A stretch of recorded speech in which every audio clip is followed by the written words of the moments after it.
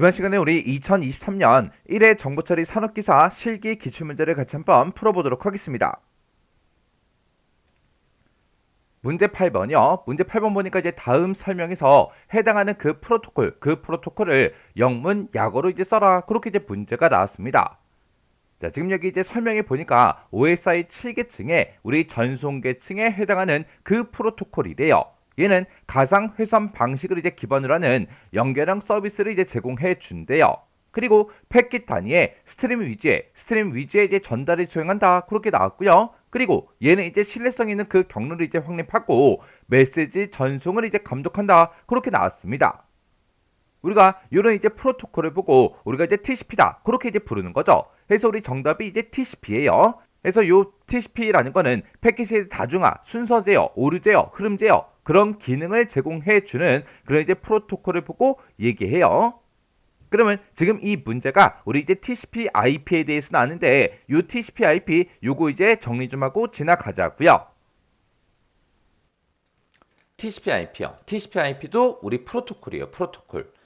그래서 TCP/IP라는 거는 인터넷에 연결되어 있는 그 컴퓨터들끼리 서로 다른 그런 기종의 컴퓨터들끼리 데이터를 주고받고 할 수 있게 해주는 그런 표준 프로토콜을 보고 우리는 TCP/IP라고 합니다. 이 TCP/IP는 어디에 연결이 돼 있어야 된다? 인터넷에 연결되어 있는 그런 컴퓨터들끼리 서로 데이터를 주고받고 할 수 있게 해주는 표준 프로토콜. 그래서 TCP/IP를 다른 말로 인터넷 표준 프로토콜, 인터넷 전용 프로토콜 그렇게 부르기도 해요.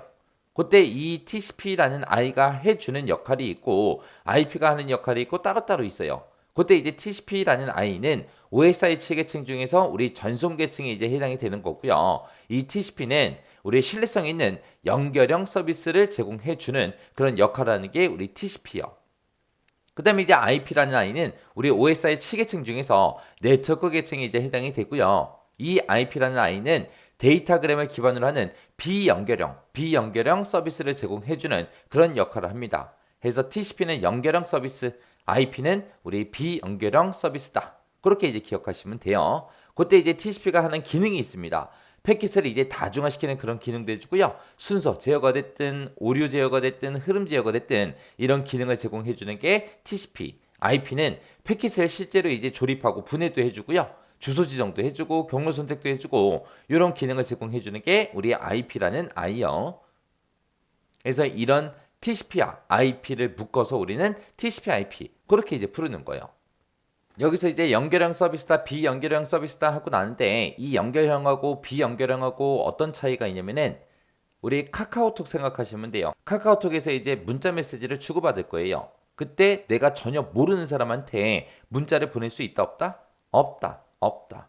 그게 이제 TCP요. TCP는 아는 사람들끼리 서로 이제 문자를 주고받고 하는 거. 그게 이제 연결형 서비스고요. 비연결형 서비스다라고 하게 되면 우리 카카오톡 말고 그냥 일반 문자 생각하시면 돼요. 우리 일반 문자 같은 경우는 이제 스팸 문자가 되게 많이 들어오죠. 내가 전혀 모르는 번호에서 막 문자가 들어와요. 그게 이제 비연결형 서비스요. 그래서 연결형 서비스는 아는 사람들끼리 하기 때문에 이제 신뢰성이 있다. 그렇게 이제 얘기하는 거예요.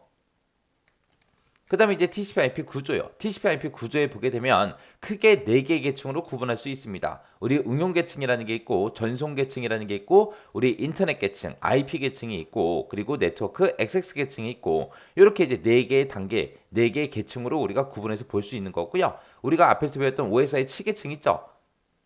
얘네랑도 이제 비교하면서 서로 볼 수 있습니다. OSI 계층은 총 7개의 계층으로 나누는 거고 이 TCP/IP는 4개의 계층으로 그렇게 나눠서 서로 이제 기능을 제공해 주는 거예요.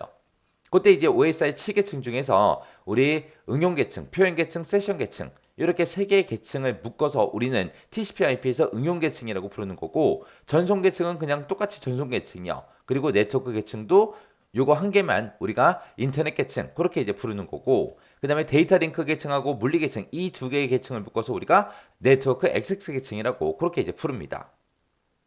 그때 응용 계층에서 하는 기능이 응용 프로그램 간에 데이터를 이제 송수신하는 그런 서비스를 제공해 주는 거. 그게 이제 우리 응용 계층이요. 우리 OSI 참조 모델로 따지게 되면 응용 계층, 표현 계층, 세션 계층이 이제 여기에 이제 해당하는 거예요. 그래서 우리가 실제로 텔넷이라는 거 이제 원격 접속하는 거거든요. 서로 원격 접속을 하려면 뭔가 응용 프로그램이 필요하겠죠. 그리고 FTP 그러면 얘는 이제 파일을 송수신하는 그런 프로토콜을 보고 얘기해요. 그러면 파일을 서로 상대방과 내가 주고받고 하려면 당연히 또 응용 프로그램이 필요하겠죠. 그 다음에 이제 SMTP 그러면 얘는 이제 이메일을 이제 송신할 때 우리가 사용하는 건데 이메일을 쓰기 위해서도 우리가 응용 프로그램이 필요하겠죠. 이런 식으로 이제 응용 프로그램 간에 데이터를 송수신할 수 있게끔 그렇게 제공해 주는 게 우리 응용 계층이요. 자, 그 다음에 이제 전송 계층이요. 전송 계층은 신뢰성 있는 그런 통신을 제공하는 게 우리 전송 계층이에요. 이 전송 계층에는 우리 TCP라는 것도 있고 UDP라는 것도 있고 RTCP라는 것도 있고 이렇게 이제 세 가지가 있습니다. 일단은 전송 계층은 호스트 간에 신뢰성 있는 그런 통신을 제공하는 그런 계층이다. 그렇게 이제 기억하시면 돼요. 그 다음에 네트워크 인터넷 계층이요. 얘는 이제 데이터 전송, 실제로 데이터 전송을 위한 그런 주소 지정을 하거나 경로 설정을 제공해주는 그런 계층이 우리 인터넷 네트워크 계층입니다. 여기서는 이제 IP도 있고요, ICMP라는 것도 있고, IGMP라는 것도 있고, ARP도 있고, RARP라는 것도 있고, 이렇게 여러 가지가 있어요. 그 다음에 이제 데이터 링크 물리 계층. 이 계층을 우리가 TCP/IP에서는 뭐라고 한다? 네트워크 액세스 계층이라고 하더라. 얘는 이제 실제 데이터를 송수신하는 실제로 전달하고 받고 하는 그런 역할을 담당하는 그런 계층입니다. 여기에 보게 되면 이제 이더넷이라는 것도 있고 IEEE802라는 것도 있고 HDLC라는 것도 있고 X25, RS232C, 그 다음에 ARQ 이런 것들이 네트워크 액세스 계층이요. 그래서 이렇게 TCP/IP랑 우리 OSI 측계층이랑 비교했을 때 어떤 계층이 어떤 계층을 얘기하는 건지 정확하게 알고 계셔야 되고 각 계층마다 어떤 기능을 제공하는지 그거 기억하셔야 돼요.